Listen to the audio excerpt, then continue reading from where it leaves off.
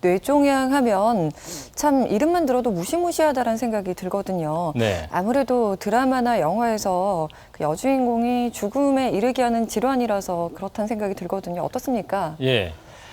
많은 영화나 드라마 같은 미디어에서 그 뇌종양에 걸린 여주인공이 시한부 인생을 살게 되는 그런 설정이 많이 되어 있기 때문에 네. 우리 시청자나 이제 관객들 마음을 굉장히 아프게 하죠. 특히 아주 유명한 영화 있죠. 러브 스토리. 그 사랑은 미안하다는 말을 하지 않는 것이라는 명대사를 남긴 영화에서도 이 주인공이 뇌종양에 걸리는 설정이 되어 있어서 이제 시한부 인생을 살게 되어 있는데요.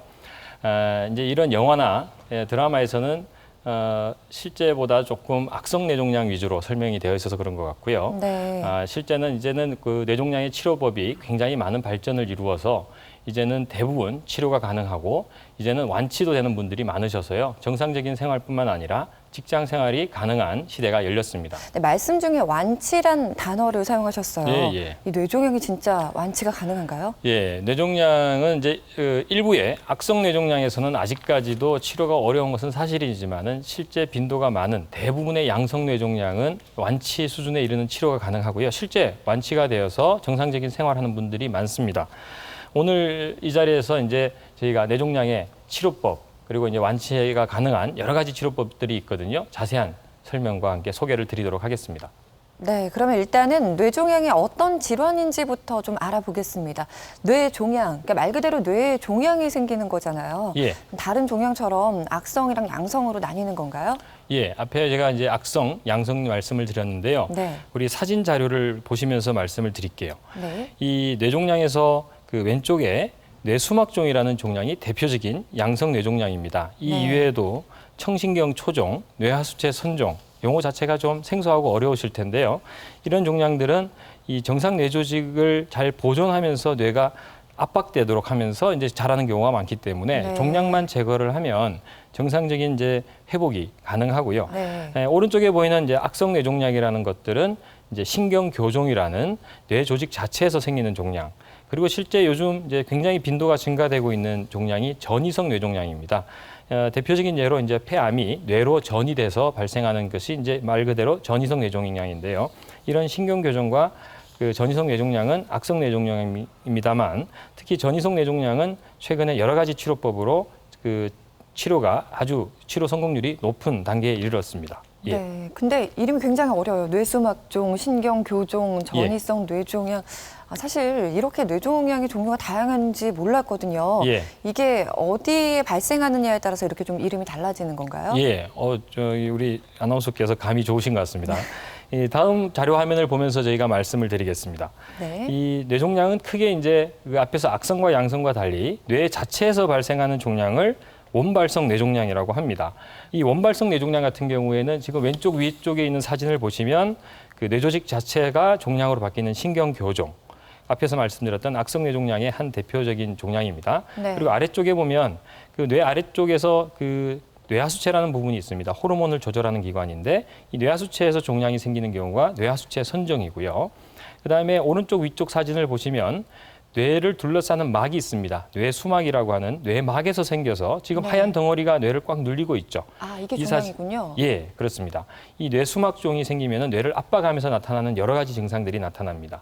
그리고 또 우리 뇌간 부위에서 그 여러 가지 신경들이 나옵니다. 이 뇌신경 중에서도 특히 청신경에서 종양이 잘 생기는데 네. 지금 오른쪽 아래쪽에서 보시는 바와 같이 청신경, 귀 쪽으로 하는 신경에서 종양이 생겨서 이 뇌간, 소뇌를 눌리는 이런 형태의 종양들이 있고요. 네. 그다음에 이제 전이성 뇌종양은 아까 대표적인 종양이 이제 폐암입니다. 사실 빈도도 좀 많고 한데 여러 가지 형태로 옵니다. 지금 보면 제일 오른쪽에 이제 가장 큰 덩어리로 보이는 종양, 이렇게 덩어리로 나타나기도 하고요. 네. 가운데 사진 보시면 작은 종양들이 여러 개가 생겨 있죠. 다발성으로 생기기도 하고 네. 왼쪽 사진 보시면은 이제 흔히 물혹이라고 합니다. 이제 낭종형으로 오는 전이성 종양도 있죠. 그렇군요. 이렇게 뇌 발생 부위에 따라 정말 다양하게 뇌종양이 나타나고 있는데요. 그럼 한 가지씩 좀 차례로 알아보도록 하겠습니다. 말씀해 주신 뇌종양 중에서 가장 발생 빈도가 높은 뇌종양은 어떤 뇌종양인가요? 그 저희가 이제 발생 빈도가 높은 것도 있지만은 이제 치료가 많이 되는 또 우리가 또 진단이 많이 되는 대표적인 뇌종양이 뇌하수체 선종입니다. 이 뇌 아래쪽에 이 작은 구조물 있죠. 여기서 이 뇌하수체라는 곳인데 이 부위에서 호르몬을 조절합니다. 이 뇌하수체는 위치가 보면 이 시신경, 여기 지금 노랗게 보이는 오른쪽 화면에서 노랗게 보이는 곳이 시신경이거든요. 이 시신경 바로 아래쪽에 있습니다. 그래서 이제 시신경 관련된 증상들이 많이 나타나는데 제가 네. 앞에 방금 설명드릴 때 호르몬 이야기를 드렸잖아요. 그래서 여기서 종양이 생겨서 큰 덩어리가 생기면 호르몬을 많이 만드는 경우가 있고요. 그런 경우를 저희가 기능성 선종이라고 합니다. 기능성 선종이요? 예, 어떤 특정 기능을 많이 발휘한다 해서 그다음에 이런 호르몬 관련 없이 호르몬은 많이 생산하지 않는 덩어리가 크게 자라게 되면 아까 앞에서 이제 우리가 그 시신경 아래쪽에 위치하고 있기 때문에 이 종양이 시신경을 꽉 눌리게 돼요. 그렇게 되면 그 시신경을 압박해서 시력이 떨어지는 그런 형태가 나타나게 되죠. 네, 뇌하수체 선종이라고 말씀을 해주셨어요. 그러니까 호르몬이 과다하게 분비되는 경우에 문제가 될 때는 기능성 선종이라고 말씀을 해주셨고 호르몬이랑 상관없이 종양 자체가 커져서 뇌를 압박할 때는 비기능성 선종이라고 말씀을 해주셨는데 예. 그러면은 이 두 종양들이요. 예. 이 종양을 앓고 있는 분들께 나타나는 증상이 각기 다른가요? 예. 먼저 비기능성 선종부터 말씀드리면 뇌하수체가 이제 호르몬과 관련된 기관이긴 하지만 호르몬 관련 없는 종양이 크게 자라는 경우입니다. 네. 그래서 이제 시신경을 압박하게 돼서 나타나는 경우가 이제 흔히 많이 나타나는데 지금 왼쪽 화면을 보시면 종양이 크기가 작죠. 그러네요. 그리고 오른쪽은 종양이 굉장히 큽니다. 네. 그런데 이렇게 이제 비기능성 선종에서 종양이 이렇게 커질 때 단계적으로 처음에는 이제 시력을 시신경이 이쯤에 위치를 하고 있기 때문에 시력이 떨어지거나 특히 시야 장애가 옵니다. 시야라는 건 눌려가지고요. 예, 네네. 시야 장애라는 거는 그 우리가 가운데 말고 양쪽 옆이 잘 안 보이는 현상이 먼저 오고요. 네. 그다음에 이제 이게 점점 커지게 되면 머리가 아프고 구토도 하게 되고요. 지금 이분 같은 경우는 굉장히 종양이 높이 자라가지고 우리 뇌에서 지나가는 물길이 지나가는 길까지 막아버렸기 때문에 이런 경우는 이제 두통뿐만 아니라 보행장애, 심한 경우는 의식이 처져서 병원에 오시게 되는 경우도 있습니다. 말씀해 주신 것처럼 이 안질환으로 올 수 있다고 말씀해 주셨잖아요. 근데 사실 어느 정도 문제가 생겼을 때 이 뇌종양 진단을 좀 의심해 볼 수 있는지. 예. 네. 그 뇌하수체 선종 때문에 나빠지는 경우는 시야장애라고 합니다. 시야장애라는 것은 저희가 이제 이렇게 딱 앞에 보고 있으면 네. 측면도 어느 정도 보여야 되는데 네. 이 옆이 보이질 않죠. 그래서 이제 많은 분들이 이렇게 하고 생활하는 것 같은 느낌을 받게 됩니다. 정말 딱 앞에만 보이는 예, 거군요. 예. 그래서 우리가 측두반맹이라고 하는데 네. 옆머리 쪽이 안 보이는 거죠. 이렇게 해서 그런 현상이 나타나면 이제 그 뇌종양을 의심해 볼 수 있고. 뇌종양 너무 이렇게 겁을 들일 필요는 없고요. 이제 신경외과적인 검사를 한번 받아보실 필요가 있습니다. 예. 네, 이렇게 해서 뇌하수체 종양이 커져서 발생한 비기능성 선종을 알아봤고요. 그럼 정말로 호르몬에 문제가 생기는 기능성 선종에 대해서 좀 설명을 해주세요. 기능성 선종이라고 그러면 이제 호르몬 관련이라고 제가 말씀을 드렸습니다. 뇌하수체에서 나오는 대표적인 호르몬이 성장 호르몬입니다. 그래서 성장 호르몬이 나오게 되면 그 어릴 때부터 이 병이 있으면 굉장히 키가 크죠. 특히 운동선수 중에 키가 큰 선수들 중에 네네. 이제 뇌하수체 선종, 그래서 뭐 뇌종양이 있어서 치료를 했다, 수술을 했다 이런 뉴스들이 과거에 가끔 나오고 했는데요. 네. 그런 게 이제 키가 클 수 있고요. 성인이 된 이후에는 키가 다 자란 이후에 이제 이 병이 발생을 하게 되면 손이나 발이 굉장히 굵어지는 말단 비대증이라는 현상이 오고 또 턱이 좀 길어진다든지 얼굴이 좀 억세 보이는 그런 형태를 보이게 됩니다. 그 다음에 또 대표적인 호르몬이 그 유즙 분비 호르몬입니다. 여자분들이 출산 후에 아기를 낳고 나서 모유를 수유할 때 모유가 나오게 하는 이제 호르몬인데 네. 출산 후가 아닌데도 유즙이 나오게 되는 경우가 있어요. 그러니까 가슴에서 이제 모유가 이제 나온다 이렇게 하시면서 찾아오시는 분들이 있고요. 네. 그런데 이 유즙 분비 호르몬이 높아지게 되면 여자분들이 생리를 하지 않으세요. 그래서 이제 뭐 20대 아가씨들이 네. 이제 젊은 분들이 생리를 한참 동안 안 하셔서 검사를 하다가 이 병이 진단되는 경우도 있습니다. 근데 이제 실제 저희가 진료를 해보면 네. 나이가 좀 있으신 분들, 이제 뭐 출산 경험이 있으신 분들은 산부인과를 많이 방문하셔서 호르몬 검사를 하시고 진단이 잘 되는데 젊은 분들은 산부인과 가는 것을 꺼려하세요. 대부분. 그렇죠. 네. 그러다 보니까 이제 개인적으로 이제 뭐 우리 여자분들 자궁이 좋다는 여러 가지 방법을 하세요. 뭐 네. 따뜻하게 한다는 이제 찜질도 하시고 뜸도 하시고 네. 민간요법을 많이 하시다가 이제 뒤늦게 병원에 가시기 때문에 사실 제가 진료를 해보면 무월경 상태로 보통 1년 이상 네. 경과한 후에 저를 찾아오시는 경우가 상당히 많습니다. 아니 그럼 그 말씀은 젊은 여성에게도 지금 많이 발생한다는 네, 의미인가요? 많습니다. 꽤 많은 분들이 이런 이제 증상을 가지고 계십니다. 아, 예. 그만큼 증상이 다양하게 나타나기 때문에 오인하는 경우가 많다라고 예, 이해하면 그렇죠. 되겠군요. 예. 네, 이렇게 뇌하수체 선종의 두 가지 종류에 대해 알아봤는데요. 그러면 치료는 어떻게 이루어지는지 비기능성 선종과 기능성 선종의 치료 방법을 좀 알아보겠습니다. 예. 뇌종양 중에서 뇌하수체 선종은 특이하게 이제 머리를 열지 않고 수술이 가능합니다. 치료 아, 방법은 네. 치료 방법은 이제 수술과 약물 치료 두 가지가 있습니다. 자료 화면 보시면 수술 장면을 제가 네. 이제 보여드리겠는데요. 네네. 이 수술을 콧구멍을 통해서 뇌 아래쪽까지 접근이 가능하다는 이제 원리를 이용해서 이 수술이 아. 시작되게 됐습니다. 네. 이 원리는 고대 이집트에서 미이라를 만들 때 콧구멍을 통해서 뇌 조직을 제거했다 이런 이제 이야기가 있거든요. 아마 네, 그때 네. 고대 이집트인들은 콧구멍을 통하면 뇌바닥까지 쉽게 접근이 된다는 것을 알았던 것 같아요. 네. 그렇게 되면 지금 이제 수술 전 사진이 있죠. 종양이 굉장히 크고 시신경이 구분이 안 될 정도로 지금 종양이 위로 많이 올라와 있습니다. 그러네요. 예, 수술해서 이제 종양을 제거하고 나서 보면 정상적인 모습으로 회복되어 있고요. 뇌하수체 줄기와 뇌하수체가 잘 보존되면서 치료가 되어 있죠. 이렇게 치료를 하면 이제 가능하고요. 네. 일부는 약물 치료가 필요한 경우가 있습니다. 아, 수술 이후에요. 수술 이후에 보조요법을 하기도 하고요. 네. 그다음에 아까 말씀드렸던 유즙 분비가 많이 나오는 뇌하수체 네네. 선종은 크기가 크지 않을 때는 처음부터 약물 치료에 반응이 좋은 분들이 꽤 있으세요. 아. 그래서 이제 약물 치료 반응이 좋으시면 그대로 약물 치료를 가지고 지속을 하게 되고요.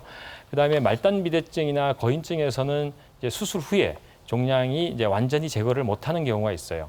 특히 이제 시신경이나 주변의 붉은 혈관하고 유착이 되어서 잘 그 신경 손상이나 혈관 손상이 우려될 때는 이제 안전한 범위까지 제거를 하고 나머지 종양은 호르몬 치료를 해서 이제 종양을 억제하게 되죠. 그다음에 이제 요즘은 이제 뇌하수체에서도 감마 나이프 방사선 수술이라는 치료법이 나와서 이제 보조요법으로 사용되는 경우가 있습니다. 감마 나이프 방사선 수술은 나중에 제가 후반에서 다시 말씀드리도록 하겠습니다. 네, 예. 이렇게 해서 뇌하수체 선종 두 가지로 나눠서 저희가 좀 알아봤고요. 그럼 이 다음 종양을 좀 알아보겠습니다. 이 다음으로 좀 빈도수가 높은 뇌종양은 어떤 종류인가요? 뇌하수체 선종만큼이나 이제 환자도 많고 이제 치료를 많이 하고 이제 수술이 많이 되는 병이 뇌수막종이라는 병이 있습니다. 뇌수막염 주사를 예. 아주 어렸을 때 예, 맞잖아요. 그렇죠. 예. 뇌수막염이랑도 좀 관련이 있나요? 예, 이제 우리 뇌를 둘러싸는 뇌를 보호하기 위해서 있는 막이 뇌수막입니다. 이게 뇌수막에 뭐 바이러스라든지 세균이 감염돼서 오는 병이 염증성 질환이 뇌수막염이고요. 네. 뇌수막종이라는 병은 뇌를 둘러싸는 이 뇌수막에서 덩어리가 종양이 생기는 거죠. 이제 우리 피부에서도 뭐 이제 덩어리가 뭐 지금 사마귀 같은 게 올라오는 경우가 있잖아요. 그런 네. 것처럼 뇌수막에서 종양이 발생해서 이제 자라게 되는 경우가 뇌수막종입니다. 그런데 이제 뇌수막종은 머리 전체를 둘러싸고 있기 때문에 네. 약간 뇌하수체 선종은 뇌바닥에서 뇌하수체 자리에서만 생기는데 그렇죠. 뇌수막종은 머리 전체를 둘러싸니까 이 뇌수막종은 어디서든지 생길 수 있어요. 그래서 아. 이제 뭐 일반인들이 물을 때 이 혹이 어디 있습니까? 뭐 앞머리에 있습니까? 옆머리에 있습니까? 뭐 뒷머리에 있습니까? 이렇게 많이들 물어보시는데 네네. 실제 앞머리, 옆머리, 뒷머리 할 거 없이 머리 어디서든지 발생할 수 있는 종양이 뇌수막종인데 앞에서 이제 우리가 이제 뇌종양은 위험하다 뭐 이런 말씀했잖아요. 그 뇌하수체 선종도 치료가 잘 되는 것처럼 뇌수막종도 대부분은 양성입니다. 아주 일부에서 악성이 있긴 하지만 대부분 양성이라서 치료가 잘 되고요. 네. 지금 이제 이 화면에서 오른쪽 사진을 보면 하얀 덩어리 있죠. 네네. 이 하얀 덩어리가 뇌수막종입니다. 아. 뇌수막종이 생기면 뇌를 꽉 눌리게 되죠. 그 지금 수막에서 생겨서 뇌 안쪽으로까지 뇌를 눌린 둘러싸는 거군요. 바깥쪽에서 자라서 뇌 네. 안쪽으로 자라 들어오면서 뇌를 꽉 눌리고 있죠. 네네. 뇌수막종은 또 특이하게 그 전이성 뇌종양에서도 이런 부종이 많이 오는데 지금 왼쪽 사진 보면 네. 이 종양이 있는 위치와 이제 주변으로 해서 허연 덩어리가 하얀게 뭔가 변성이 와 있죠. 네. 그리고 뇌가 뭔가 뒤틀려 있는 느낌을 받으실 수 있습니다. 이 부분이 뇌 부종이라는 겁니다. 그래서 뇌 수막종이 있을 때는 뇌 부종이 반드시 오는 경우는 아니지만 네. 뇌 수막종 환자분들은 이 부종 동반된 경우가 많거든요. 그래서 이런 부종과 뇌종양 자체가 이 뇌를 꽉 압박하고 뇌를 변성을 줘가지고 네. 이제 여러 가지 증상을 일으키게 됩니다. 예. 이 정도로 뇌에 문제가 생기면 그 나타나는 증상이 어마어마할 거라는 생각이 굉장히 들거든요. 다양한 증상이 나타납니다. 지금 앞에 말씀드린 것처럼 뇌가 많은 변성을 일으키게 되면 네. 이제 그 자리 자체에 오는 이제 압박 증상 외에도 그 인격 변화, 성격 변화, 그다음에 네. 이상 행동증. 그러니까 심지어는 저 사람 갑자기 뭐 정신병이 생긴 것 같아. 정말 머리에 문제가 생겼다고 예, 하는 그렇게 생각을 그런 증상이군요. 예. 그랬는데 알고 보면 이제 이런 증상이 나타날 수 있고요. 자료 화면 보시면 지금 뇌수막 중에 얼마나 다양하게 나타나는지 보실 수 있을 겁니다. 지금 제일 왼쪽 사진 보시면 이 부위가 이제 우리 운동신경 영역이 되거든요. 근데 굉장히 크네요. 예, 운동신경 영역이 되는데 운동신경 영역에서 뇌를 눌리게 되기 때문에 네. 종양이 있는 반대쪽에 반신마비 형태로 옵니다. 그래서 이런 경우는 많은 분들이 혹시 뇌졸중이 아닌가. 예, 그래서 운동 이제 기능에 문제가 그렇죠. 생기는 거군요. 예, 그래서 이제 반신마비가 있으니 뇌졸중이라고 생각하고 요즘은 이제 바로 병원을 많이 가시는데 과거에는 그냥 뭐 침만 맞으시는 분도 있고, 이제 그래서 그렇죠. 진단이 늦어질 때가 네. 있고요. 그다음에 이제 가운데 사진 보면 아까 뇌하수체 종양이 있을 때와 좀 비슷하게 위치가 뇌 바닥 아래쪽에서 위로 올라가 있죠. 네네. 시신경 아래쪽에서 뇌 바닥에 있는 뇌수막에서 종양이 자란 겁니다.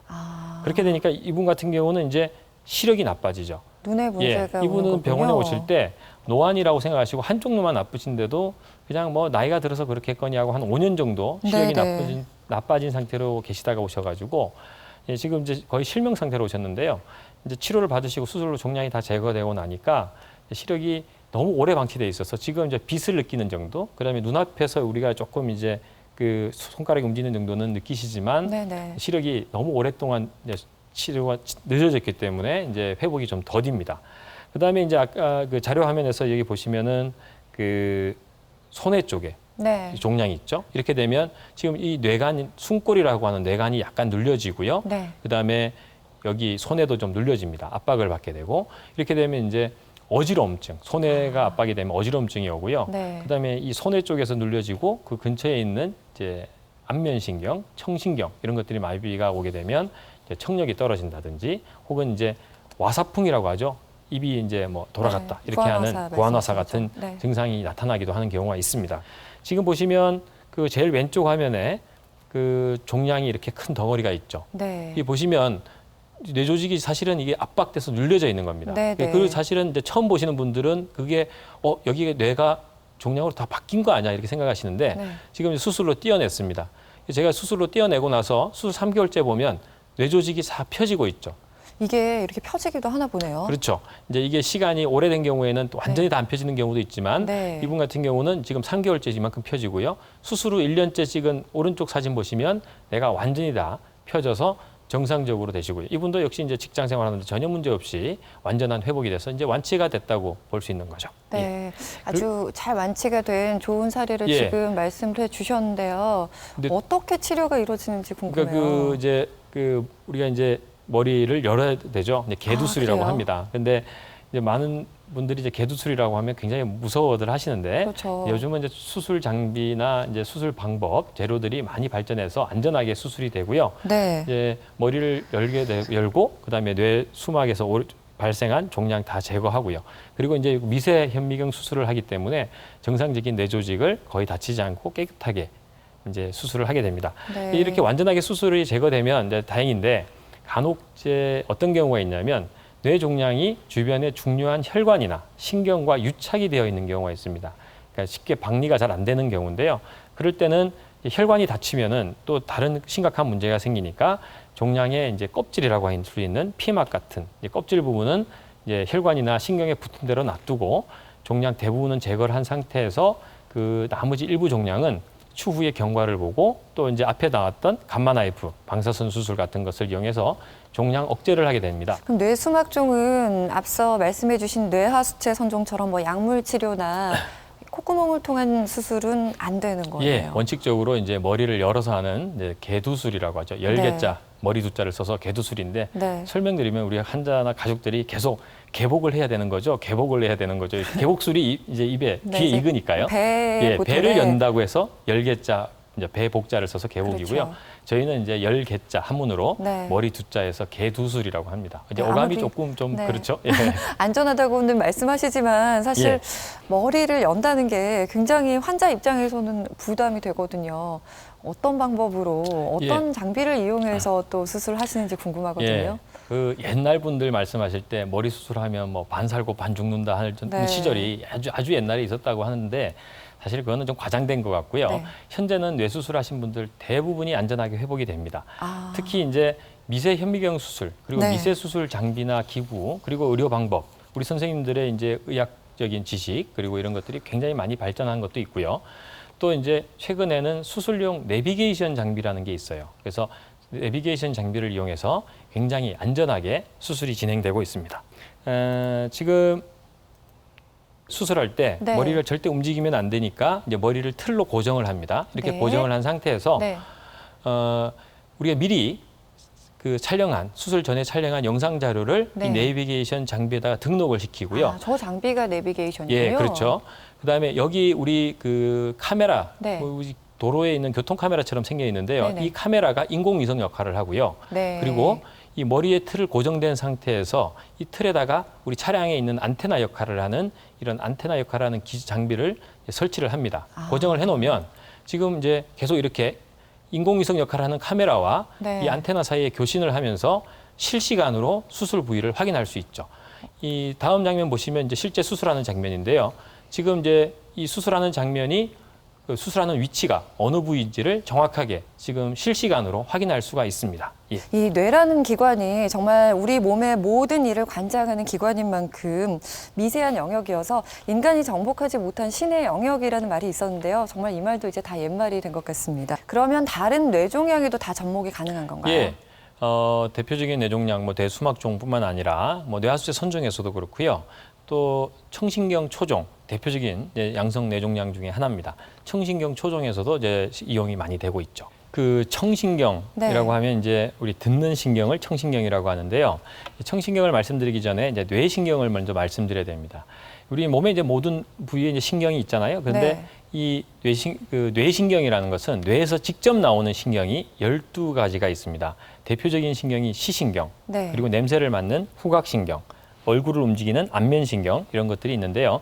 그 중에 하나가 이제 청신경, 귀의 소리를 듣게 되는 신경입니다. 네. 이 신경에서 생기는 종양인데 이제 신경초에서 생긴다고 해서 신경초종이라고 하는데 특히 청신경에서 많이 생기다 보니까 물론 이제 후각신경이나 3차 신경 다른 곳에서도 발생합니다만 청신경 초종이 가장 대표적인 종양이죠. 청신경 초종은 이제 여기 이제 귀가 있고요. 우리 뇌간이라는 숨골에서 이 청신경이 이렇게 나오는데 이 뇌이도라는 곳에 여기에서 이제 처음에 시작되는 경우가 많거든요. 네. 그래서 이제 처음에 나타나는 증상이 청력이 떨어지기도 하지만은 귀에 소리가 난다, 귀가 울린다. 아. 예, 이런 분들이 많아요. 귀에 소리 난다는 분 많으시거든요. 그렇죠. 예, 귀에 소리 나는 분들 중에서 또 다는 아니고요. 일부에서 이런 종양이 있습니다.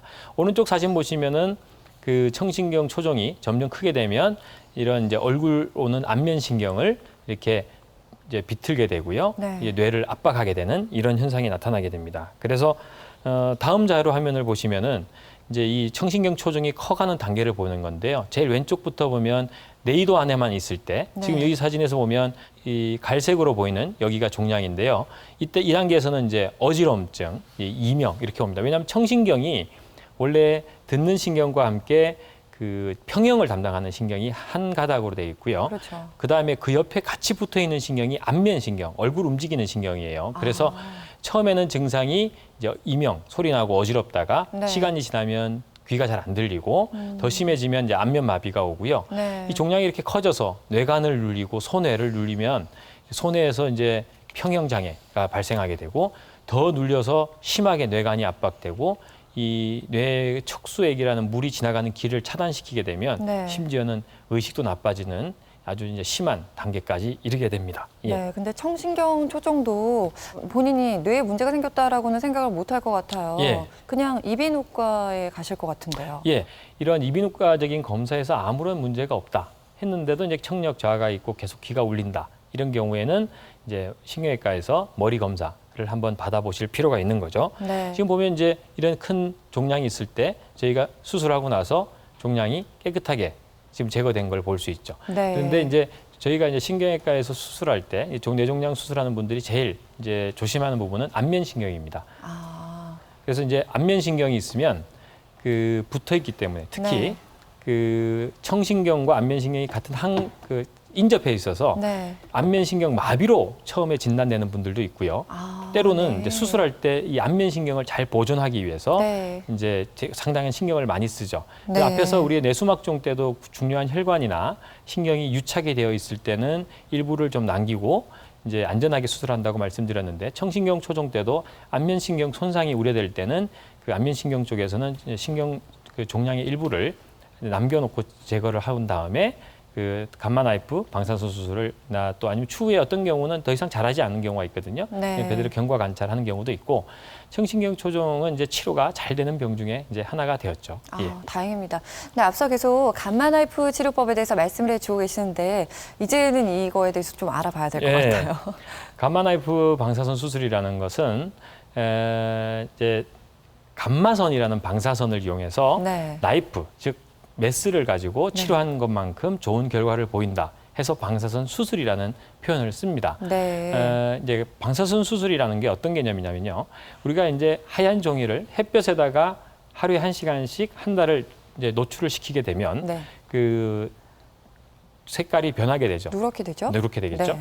근데 그 햇볕 아래서 돋보기를 들고 하얀 종이를 네. 초점을 맞추면 순간적으로 타게 되지 않습니까? 네. 이 방법이 이제 감마 나이프의 원리가 되는 겁니다. 자료 화면 보시면 방사선 치료를 이제 지금 여기 제가 표현은 일반 방사선 치료라고 해놨지만 지금은 방사선 치료도 이렇게 하지는 않습니다. 그러니까 방사선 치료를 했을 때 이제 형태, 원리를 말씀드리는데 이 머리에부터 병이 있다. 그래서 네. 방사선을 이렇게 쏘고 나면 이 종양은 억제가 되는데 대신에 그 주변 조직에도 방사선이 좀 들어가서 손상의 우려가 있는 거죠. 아, 예. 네. 일반 방사선 치료도 지금은 이렇게 나지는 않습니다. 이 네. 원리만 제가 이해를 쉽게 말씀드리는 거고요. 네네. 예, 감마 나이프 방사선 수술은 작은 방사선을 여러 군데서 이렇게 조사를 해서 종양을 억제하게 되면 정상 조직에는 방사선이 최소화 들어가거나 혹은 거의 측정이 안 될 정도로 들어가게 되는 겁니다. 뭔가 집중적인 치료군요. 그렇죠. 이게 돋보기 원리라고 말씀드릴 수 있고요. 네. 그다음에 이제 방사선 치료할 때 특히 이제 일반 방사선 치료는 이 병변이 있으면 이 부위에 집중적으로 방사선이 들어가지만 그 특히 신경 교종이라든지 뭐 다른 이제 주변의 침륜 즉 암 같은 경우에는 주변 조직에도 이렇게 방사선을 어느 정도 조사를 해서 종양을 억제하게 되는데 감마 나이프 방사선 수술 앞에서 말씀드렸던 수막종, 그다음에 청신경 초종, 뇌하수의 선종 같은 병들은 양성 종양이라서 그 딱 그 부위에만 치료를 하면 되거든요. 네. 그럼 병이 있으면 이 자리에만 집중적으로 방사선이 들어가게 돼 있습니다. 제가 이 감마 나이프 방사선 치료를 할 때 쓰는 이제 네. 이 그 장비를 가지고 이 스튜디오에 왔습니다. 아. 보시면 이제 실제는 이제 머리를 열지 않고 합니다. 이 모형인데요. 네. 이제 정상적인 이제 지금 이 모형은 뇌를 노출시켜 놨지만 실제는 네. 그렇지 않습니다.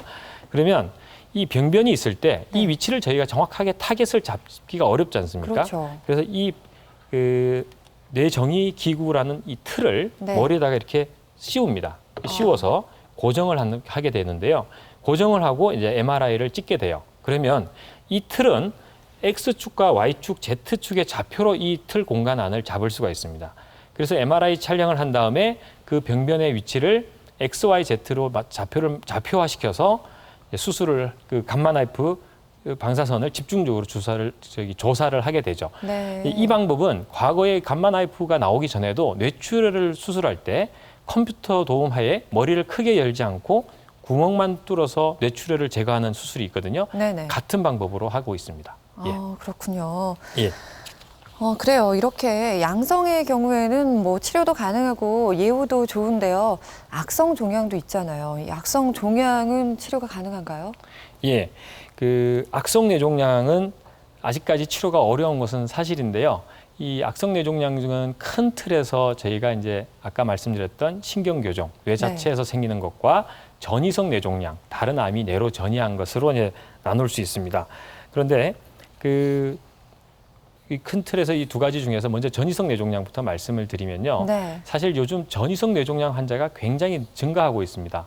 왜냐하면 예전보다 암 환자들이 생존 기간이 굉장히 길어지고요. 치료율이 그렇죠? 높아지고. 네. 근데 좀 안타까운 것은 이제 좀 지나다 보면 재발을 하는 경우도 있습니다.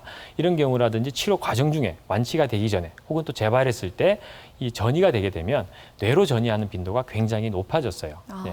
그러다 보니까 전이성 뇌종양 환자가 굉장히 증가되고 있는데요. 네네. 특히 이제 전이가 많이 되는 그 암이 폐암, 그리고 유방암, 이제 위암 이런 순서로 되어 있는데 네. 이런 이제 전이가 되면 앞에 제가 사진에 뭐 큰 덩어리로도 오고 여러 개로도 오고 혹은 무록처럼도 오고 하잖아요. 그렇게 되면 이제 증상도 여러 가지로 나타납니다. 앞에서 이제 전이성 뇌종양 사진에서 보면 앞에도 오고 여러 군데에 올 수 있기 때문에 위치에 따라서 그 뭐 반신마비 증상도 오고 그다음에 시력이 나빠지거나 언어장애로 진단되기도 하는데 전이성 뇌종양도 뇌 부종이 아주 심하게 동반되는 경우가 많습니다. 그래서 증상이 아주 심하게 나타나는데 치료는 뭐 가능하니까요. 이제는 뭐 많이 좋아졌습니다. 그러면은 그 텔레비전 드라마나 영화에 나오는 여주인공 같은 경우는 악성 종양에 걸린 경우이겠죠. 그 이제 악성 뇌종양 네. 하면은 이제 신경 교종이 되는데요. 네. 신경 교종 안에도 여러 가지 타입이 있습니다. 이제 말씀을 드리면 일반인들한테는 굉장히 생소하고 이제 의료진들도 사실 이 악성 뇌종양에서는 용어 자체가 좀 어려워하시는 분들이 있습니다. 네. 대표적인 것들이 이제 성상세포종, 핍지교종, 역형성 성상세포종, 교모세포종 어렵죠. 정말 어렵네요. 예, 그런데 이제 일반인들께서 영화에 나오는 제일 이제 우리 안타까운 주인공의 사연이 되는 병명은 교모세포종인데요. 네. 교모세포종은 현재까지도 사실 다른 가장 치료가 어려운 암 중에 하나로 알려져 있습니다만은 최근에는 이제 여러 가지 앞에 제가 말씀드렸던 미세 수술 방법 그리고 항암 치료, 방사선 치료가 많이 발전을 해와가지고요 상당히 좋은 결과를 보이고 있습니다. 그렇다고 해서 아예 손을 못 대는 상황은 아니잖아요. 예, 그 예. 수술하는 방법이 있을 텐데 그 예. 방법을 좀 화면을 통해서 예. 설명을 좀 해주시죠. 화면 보기 전에 이제 증상에 대해서 먼저 말씀을 드릴게요. 그러니까 네. 이 교모세포종이라는 병이 어떻게 자라고 어떤 형태로 생겼을 때 치료가 되고 안 되고가 있는데 네. 우리가 이제 위암 환자 수술하시는 분들 보면 위를 잘라내죠. 그렇죠. 위를 절제하죠. 네. 폐암 환자분들은 폐를 절제합니다. 그런데 이 교모세포종은 절제를 하게 되면 뇌 일부를 절제를 해야 돼요. 아, 그러다 보니까 네. 절제를 했을 때 신경학적 후유증, 예를 들어서 운동신경 부위에 교모세포종이 있을 때 다 절제를 하게 되면 운동신경이 손상을 받으니까 마비가 오게 되고 네. 그다음에 언어 영역에 교모세포종이 있을 때 절제를 하게 되면 언어장애가 올 수 있기 때문에 저희가 신경학적 후유증이 심각할지 안 할지를 먼저 사진을 보고 평가를 하게 되고요. 이제 신경학적 후유증이 아주 심각하다. 예를 들어서 종양은 잘 제거했는데 의식은 안 깰 겁니다 하는 경우는 있어서는 안 되지 않습니까? 네. 그래서 이제 안전하게 수술 제거를 해도 후유증이 최소화될 수 있도록 합니다. 근데 이제 수술로 제거가 다 할 수 없는 경우에 이제 그런 경우는 조직 검사만 하게 되죠. 조직 검사만 하고 네. 항암 치료나 방사선 치료를 하게 됩니다. 이 부분이 이제 교모세포종인데 왼쪽 같은 경우는 굉장히 안쪽으로 파고들어 있죠. 그래서 수술로 완전 제거하는 것이 사실 어렵습니다. 이런 경우는 조직 검사만 하게 되고요. 네. 그다음에 오른쪽 사진 같은 경우는 이제 바깥쪽에서 접근이 어느 정도 가능한데 이런 경우도 절제를 하게 되면 네. 네. 어느 정도의 신경학적 후유증은 좀 예상을 하게 됩니다. 네. 그다음 자료 화면 보시면 이분은 운동신경과 시각 영역을 좀 피해서 감각신경 위치에 종양이 위치하고 있기 때문에 완전 제거를 했고요. 수술로 완전 제거하고 나서 보면 종양이 지금 다 제거가 되었고 그 위에 방사선 치료와 화학 치료, 항암 치료를 병행하고 나서 지금 안정적인 상태로 장기 생존이 가능하셨던 분입니다. 네. 이렇게 되는데 그다음 보시면은 이제 수술이 어려웠던 케이스죠. 이제 머리 안쪽에 깊은 곳에 있어서 정말 가운데에 있네요. 네. 이런 경우는 이제 수술로 제거를 하게 되면 신경학적 후유증이 굉장히 많이 남을 수 있는 곳입니다. 그래서 이제 우리 감마 나이프 했던 틀과 같은 방법이죠. 네. 이렇게 컴퓨터로 계측을 해서 조직 검사만 딱 해가지고요.